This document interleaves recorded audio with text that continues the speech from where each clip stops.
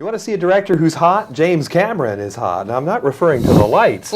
Listen, after Terminator and now Aliens, you're scaring the hell out of people. Do you like that? Is that what you want to do? Are you trying to make me feel guilty? Well, I you don't feel feel the least bit guilty because I know people like to pay good money to get to feel an intense experience and get that adrenaline rush. There's nothing worse than being ripped off coming out of a horror film that has not delivered the goods. Right. But when the mama, the mothership, I don't know quite how to put it. Yes, I know. Okay, let's go back to this picture now. They're like all great films, and it is a great film. Thank you very much. I'm saying that on camera. Is he saying this on camera? Like all great films, it does step upon the shoulders of those things that preceded it. Right. Okay, first off, Them.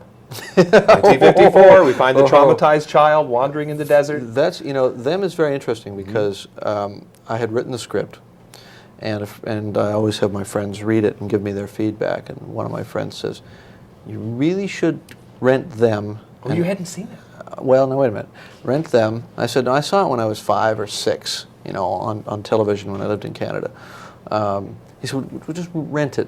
And so I went and got the tape, and I was quite surprised about the whole sort of little subplot of the little girl, because there's obviously some similarity there. She's clutching a doll. But she's clutching a doll. That's right. Yeah, it's pretty funny.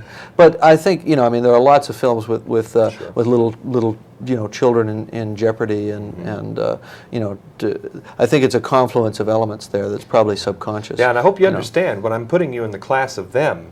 I use that word class advisedly. That is a great picture. It's actually a pretty good film. I was surprised. Who directed that again? Gordon Douglas, I believe. Gordon Douglas, yeah.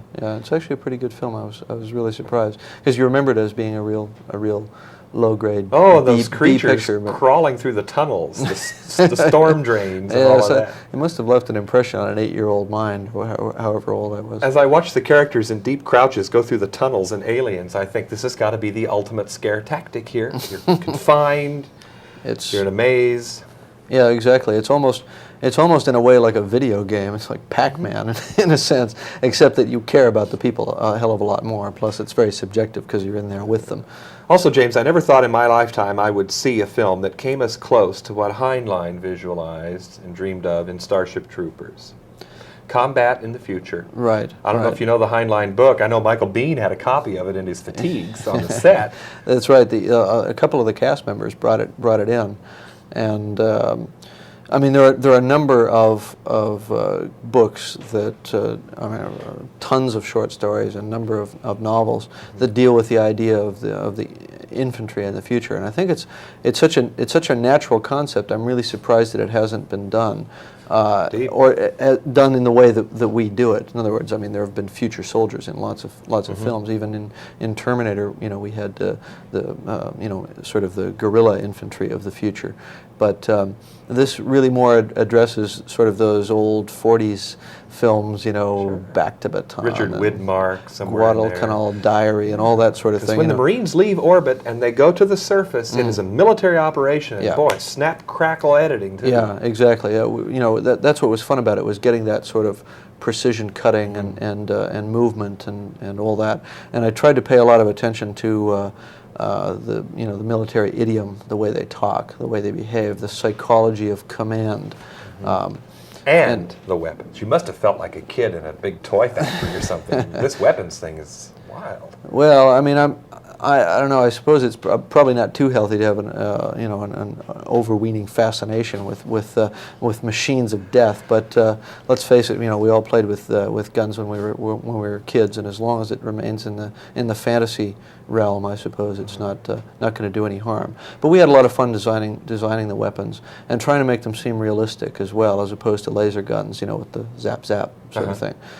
Making them seem more near future. Those things must have been heavy to carry around for the actors. Well, Jeanette Goldstein, who plays Vasquez, the sort of Chicana team point man, so to speak, had to carry one of, they're actually called smart guns. It doesn't show up in the dialogue in the film, but that's what I called them, because they were supposed to be gyro-stabilized, computer-aimed things.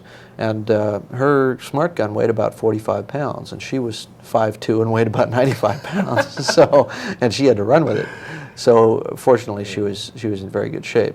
James, would you assure your fans, especially those fans of the tech noir club that got demolished in the Terminator, that Tech Noir is alive and well. Would you explain? That's the name of the production company that myself and my partner, who's also my wife, Gail Hurd, who produced Aliens, have formed as an umbrella for our subsequent productions. Aliens is not a tech noir film, but anything that we do after this point will be. Aliens being, a straight sort of Fox production. What can you reveal now about some of the priorities to come after Aliens, with tech noir, for example?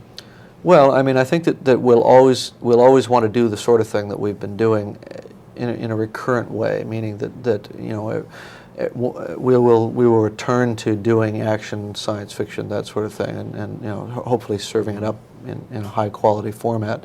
But we'll want to explore other things as well.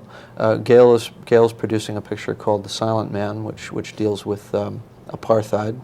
It's a superb script. It's a very serious film. I'm not directing that one. The next thing that I direct, I can't tell you what that's going to be because I haven't written it yet, but and I haven't thought about what I'm going to write yet. But it will probably be more of an actor's picture. That's one of the things that I'm more interested in right now. What does it take coming out of you? What's inside you that enables you or compels you to make films with such relentless drive? Where in the world does that come from? It's I don't know. It's hard to say. It comes from. You look pretty normal to me. Yeah, I know. Well, you never know. I mean, if the demons weren't unleashed through film, I'd probably go and be, somewhere. Well, there's a theory about that sort of thing. On Thorazine, No, I don't think that's true. I think it just has to do with how films that I liked, that I remembered, enjoying and having that exhilaration hit me, and I want to transfer that back to other people, and just studying the craft and learning how to do it, and the special thrill as a filmmaker comes from seeing an immediate audience response. Now, the only other sort of genre, or if it's not even a genre, but the only other thing that has that effect in films is comedy, and comedy is not my forte demonstrably yet. A lot of people found that in Terminator. And there's some comedy in this film, Indeed. but for a film to function as a comedy, I think there's a special magic there, and I'm creeping toward it, but I'm not sure I can do that. But that's the other area where you can look at a sea of 700 faces and see them all having the same reaction, and you're touching them. I'm not a performer. I can't stand up on a stage and tell jokes or sing or do something that affects people directly.